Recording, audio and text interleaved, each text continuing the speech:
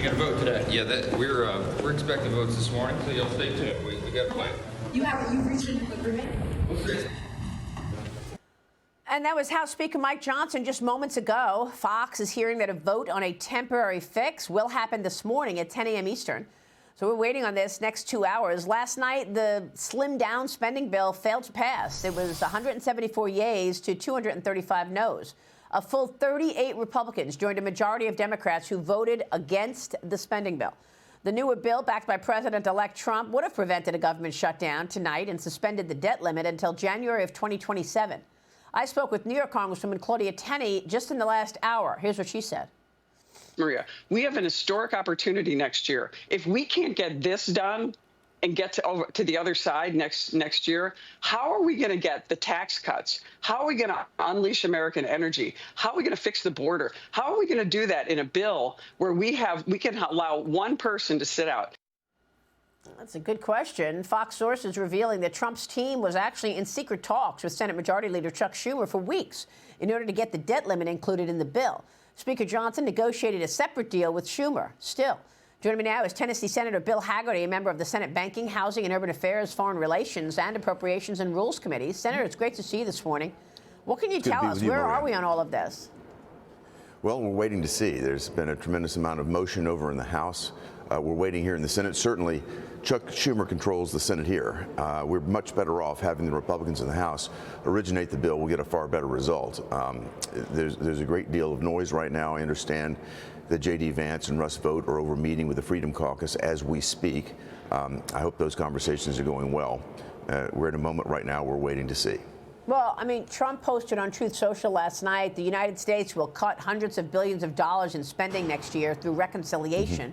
House Freedom Caucus Chairman Andy Harris and Florida Senator Rick Scott sent a letter to House Speaker Mike Johnson and incoming Senate Majority Leader John Thune endorsing this two-step reconciliation process with more than 20 other lawmakers. This would focus on border policy first, right after the new Congress begins and Trump takes office, and then a second tax policy bill would be considered later in the year. But what do you say to what you just heard from Claudia Tenney? I mean, if you can't get this done right now, how are we going to expect these reconciliations are going to, get what you need done? And they are also saying that that first reconciliation bill should be fully offset with spending cuts, which we don't see right now.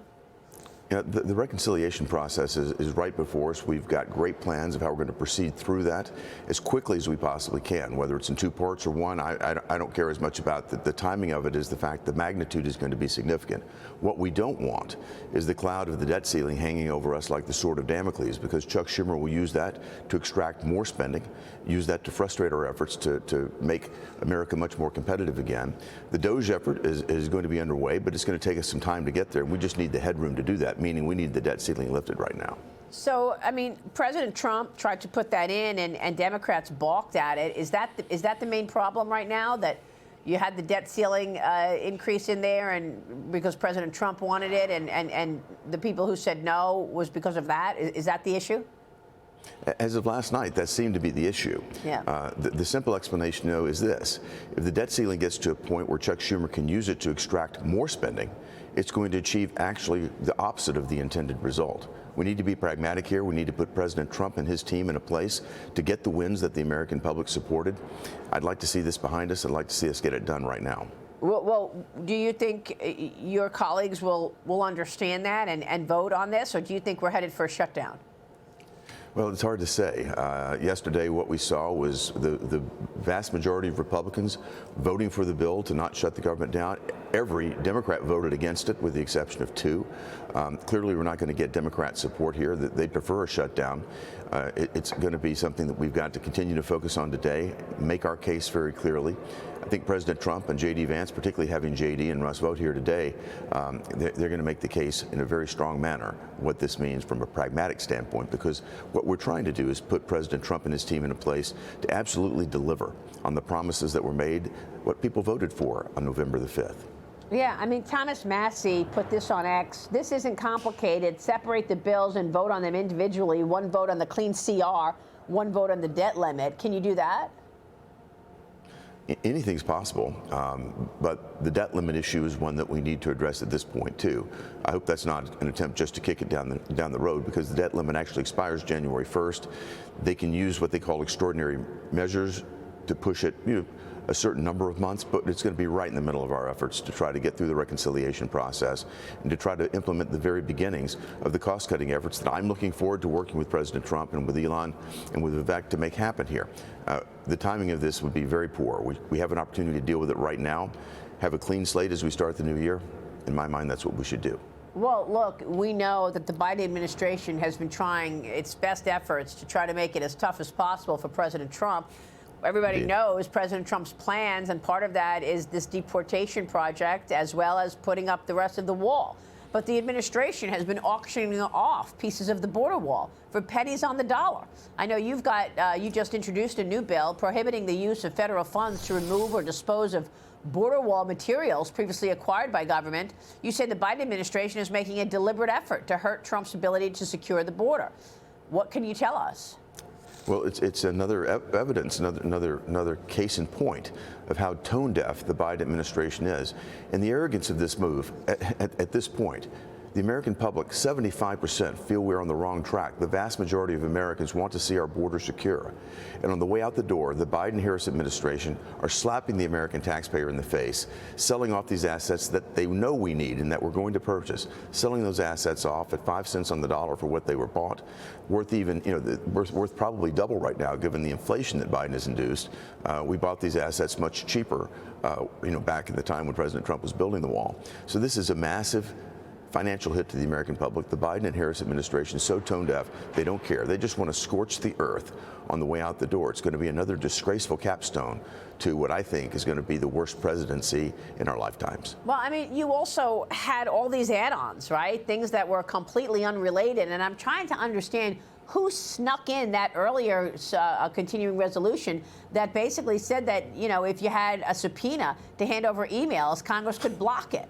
I mean, President Trump right away saw that and said, wait a minute, why are we doing this? Why is that in here? That's basically going to shield Liz Cheney, because Liz Cheney had the January 6th commission. Some people say she destroyed evidence and that, Trump is going to want to see those emails. Why should Congress be able to block that? And why would that be in a continuing resolution? Yeah, they should, and that absolutely was inappropriate. I don't know how it got in there or what the circumstances were, because I wasn't involved in the negotiations that were taking place. But that is precisely the thing that the American public sees, and it really just it's a disgrace when people look at these Christmas trees that come together right before Christmas under extreme pressure. They hand the text over just within hours of having to vote on it, and we dig into it and find things like this that have been jammed in. It's something that I think President Trump was right to call out. What he and Elon and his team worked on was something much more narrow, seemed to be much more palatable, would have taken care of the continuing resolution, would have taken care of disaster relief, and it would have gotten us to a place where we could have addressed the debt ceiling issue, so he would have the runway necessary, he meaning President Trump and his team, to actually begin to deliver on the successes that the American public are expecting. And President Trump said, look, it's better to deal with the debt ceiling on Biden's watch than President Trump's watch. Tell me about the ramifications of the debt limit. It's only fair that he does it, because the debt ceiling has been reached thanks to the massive spending, the tremendous inflation that Joe Biden has created. I mean, the deficits that we're running are astronomical, and Joe Biden hasn't backed off a bit. If you look at it, trillions above where we were before the pandemic, and Joe Biden just keeps on spending. The Democrats just keep on spending. The implications of this are we need to knock the debt ceiling negotiations way down the pike, even eliminate them if need be. But we need to give President Trump, and we were talking about a 2-year extension, that would certainly give the opportunity for the DOJ team to get in, to really get their arms around the many, many problems here and begin to implement real cost-cutting measures. That way, the debt ceiling may not become an issue, because we'll be able to drive the deficit down. That's the plan, but we need enough time to do it. Let me get your take on what Trump said to Europe. The president-elect told the European Union in a Truth Social post that the EU must reduce its trade gap with the United States through large-scale oil and gas purchases or face tariffs. Basically, buy oil and gas from America or else. Oil prices this morning are trading this way as stocks sell off again this morning. Got crude oil at $69.14 right now. Your thoughts, and the euro, of course, trading up, your thoughts on that post and what Trump is trying to communicate to Europe, or face what? What is he going to do? Well, the context is important here, Maria, because our trading terms with Europe have gotten much worse under Joe Biden. You know, they've imposed a new border carbon tax on us that hurts American companies, new disclosure requirements based on climate and DEI. They're much more onerous, much more compliance cost if American companies want to do business in Europe. Again, it's all about making American companies less competitive in their markets, giving them an unfair competitive advantage. They also have been buying Russian energy. In doing so, they've been funding the war in Ukraine. They're speaking out of both sides of their mouth. President Trump is shooting right at the point. This is an easy fix that addresses not only the trade imbalance, but also it begins to address Russia's activity in Ukraine, because it begins to take away the resources that Europe has been providing them. This makes a tremendous amount of sense. Europe will probably, clutch its pearls and scream and cry, but this is something that they need to step up and address. In fact, the EU came out right after President Trump was elected and made the statement that perhaps they should consider buying U.S. LNG and supplanting Russian LNG. I think they know this is coming, and if it doesn't come, President Trump has imposed tariffs before. I worked in the administration last time when he did it. He means business, and I think Europe needs to wake up and see this as a call to bring back reciprocal relations and stop funding Russia as they are fighting Ukraine. Yeah, I mean, look, and the Democrats know what President Trump wants to do. Trump has been talking about his agenda for a long time going into the election. But what do you make of what Claudia Tenney just told us a few minutes ago? New York Congresswoman said, look, if we don't have a speaker, because we're opening this up now because people are fighting amongst themselves, we're not going to have a speaker January 3rd, then you can't certify the election on January 6th. Well, I'm not speculating on what may or may not happen in the House of Representatives. Things change there on the hour. What I do hope is that we'll get an answer from that body today, that we'll be able to vote on something later today or this evening here in the Senate, that we'll be able to keep the economy open and we'll be able to deal with the debt limit at the same time. Okay, so you think that the House, well, we're told that the House is going to vote on this by 10 a.m.